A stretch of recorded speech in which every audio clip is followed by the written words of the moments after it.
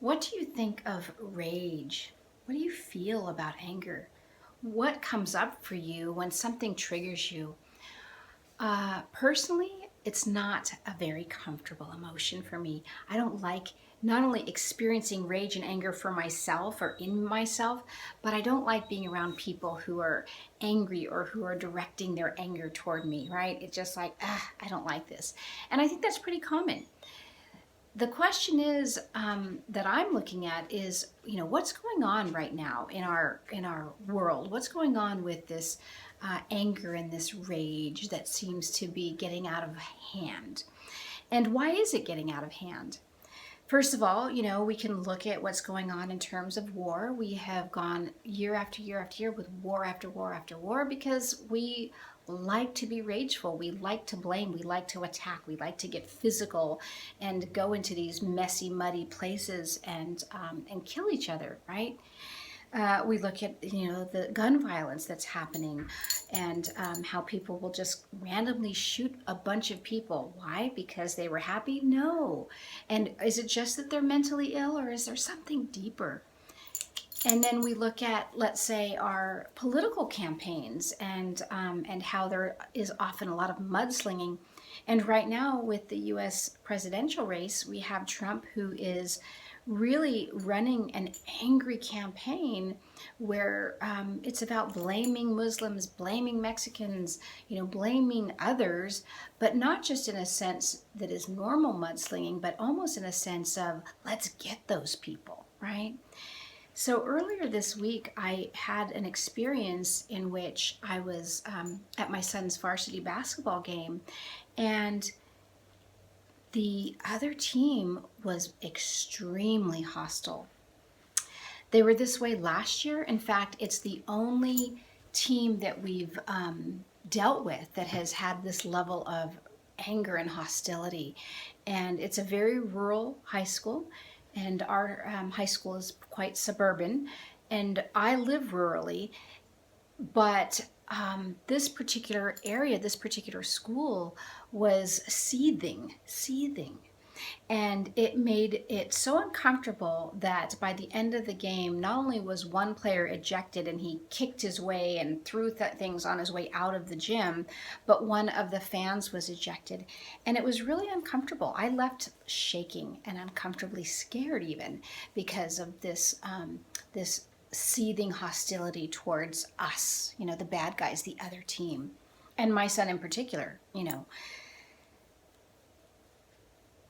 I'm wanting to look at this rage, this anger, this sense of what's, popping up for us this year, but also as we move into our own collective awakening, because I do see that it will continue to come up for us, and we need, as those who are kind of more conscious and have more willingness to be striving for peacefulness and maintaining composure, what tools do we use that will help us not only deal with our own rage, our own situations when we come up against this anger and this rage, but how do we transform it in ways that are healthy?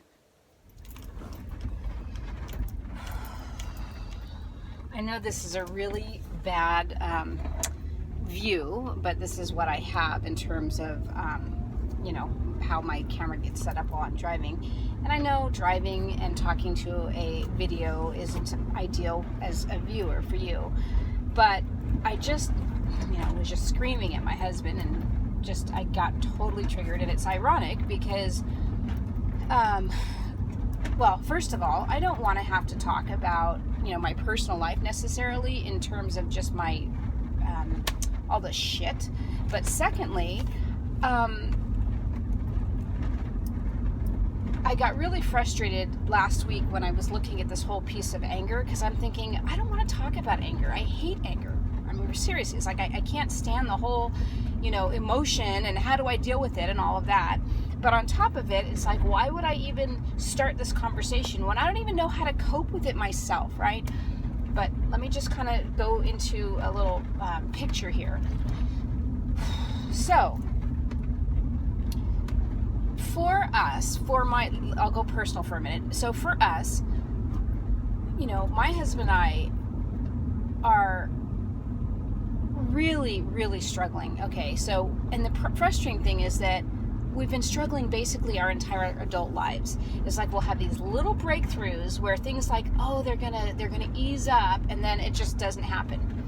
So what triggers me personally is that feeling that no matter what I do isn't good enough. No matter how hard I work, it's not enough.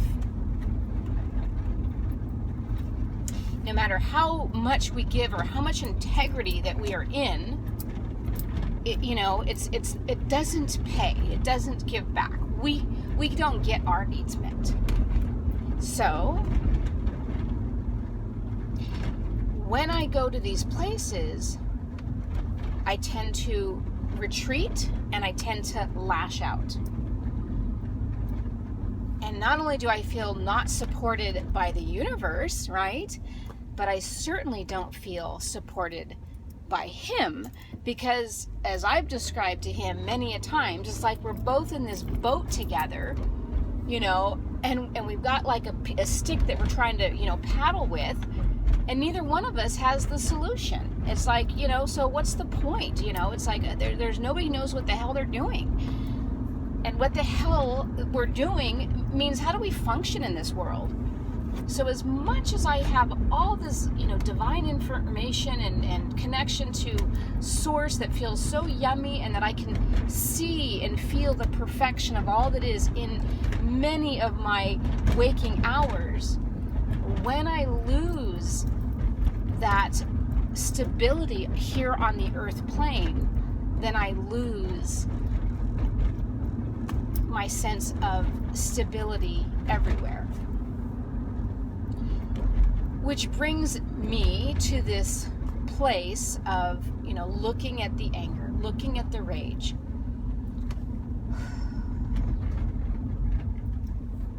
So in our attempts to shift consciousness, we cannot necessarily do that from a mountaintop anymore.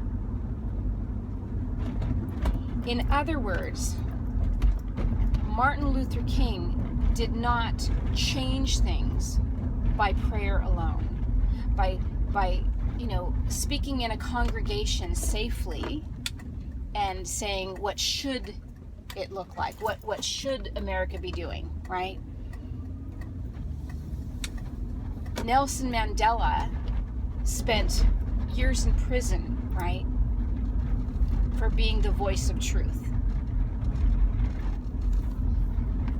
The whole women's suffrage movement was not a calm little, picketing, right? As we tried to shift consciousness out of where we are in our stuckness. Now, for me personally, it happens to be around kind of functioning as a human being in these basic ways, which is, around the financial piece. That is such a big one for me. And I'm like, what happened here? But what I realize when I look at this a little more objectively is that soul me, for whatever friggin' reason, decided to come in and experience the basic struggle of survival, of being human, so that not only can I help transcend that, but I can, and I don't mean for me personally, I mean for a collective, for me personally, but also for a collective, but that I could be relatable to other people who get it, who get me, right? Either way, I don't care why I'm doing it. It doesn't feel good to be in it in the moment. That said, I don't think I need to sacrifice, many years in prison or be shot or have to go out and, be on the streets, picketing, but I could. So my personal movement is through this Whole Soul Revolution show. My personal movement is to affect, millions of people with consciousness, with relatability, with shifting the energies through my actions, my personal actions. So whenever I feel like an utter failure by how I can't function in the world or how I can't make it, and I start screaming at my husband because he's part of the problem with me, we're both just totally ill-equipped, I guess, he'll remind me about what great children we have. Because we do.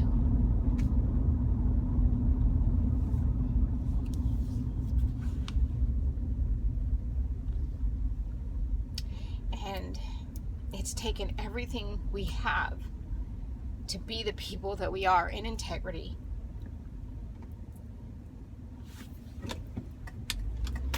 And being conscious and loving and supportive of our children in spite of the challenges that make it somewhat rewarding to be human. And that kind of helps negate what feels like utter failure. So I will share a positive story in this. I had some kind of vision about, how would I redo my life if I got to redo my life, And I really thought I was going to go back to redoing the part of my life that was really painful when my husband basically had a nervous breakdown after another nervous breakdown for 6 horrible years, and our family was torn apart. So when I had this vision, it didn't go to that place of just redoing that piece and like having an intact family and everything going well. It went way back to when I was a child. And it wasn't even as if it was this lifetime necessarily, but it kind of was. But the vision was I was raised by some hippie parents, right? And, there's nothing wrong with my mom, but I never had a dad, right? And so in this vision that just kind of hit me, it was a mom and a dad, and they were just very, earthy, hippie, love, right?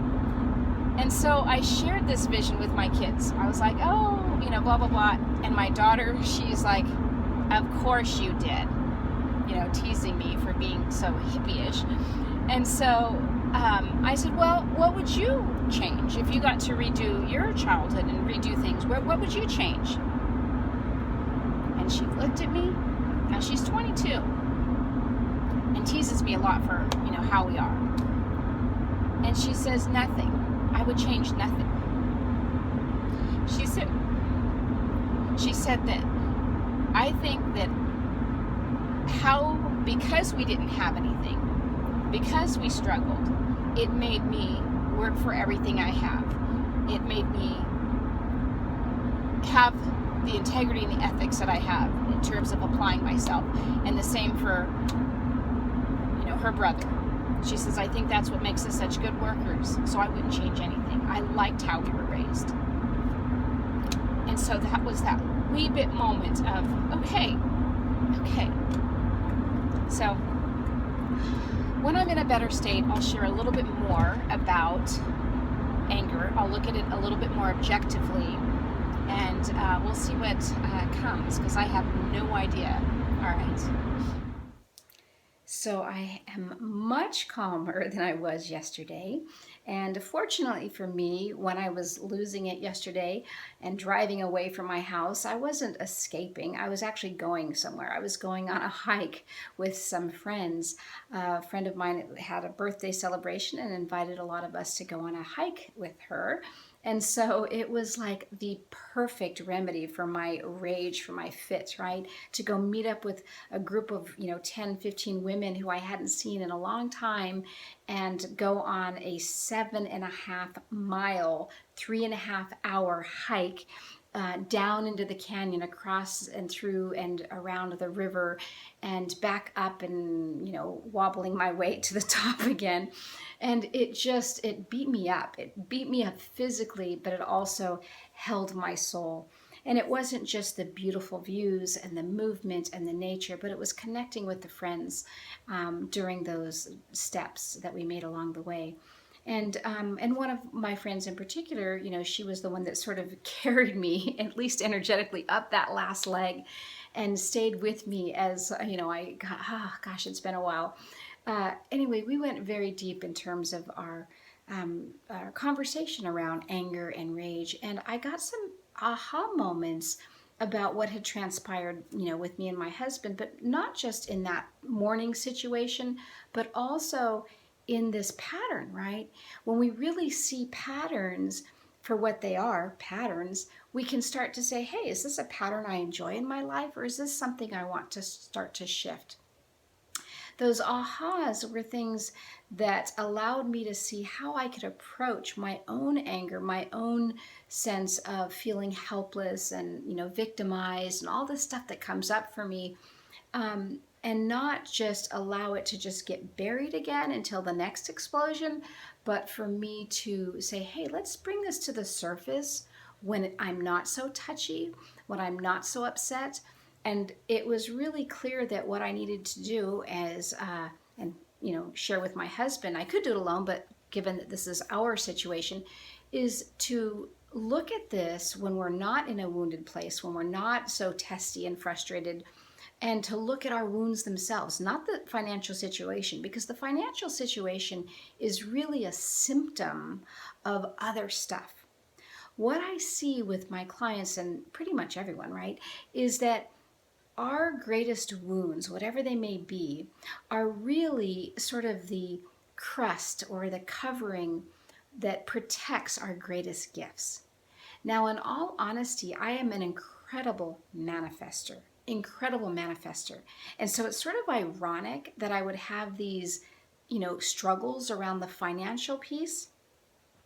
And at the same time, it's sort of where I keep myself protected, right? That what rage and anger does is it protects us from not just feeling things, right? Because we can go into blame and blaming others, but it helps us really protect that magical, mystical, powerful part of ourselves that we aren't quite sure what to do with yet. So I want to summarize by saying that when you have your moments of like I did, call a friend, go in nature, connect with someone that you can trust, and in a place that you can feel safe, right? And it happened to work. That's what worked for me yesterday. But on top of it, be willing to say, what's really there? Not the issue itself, but what's really there.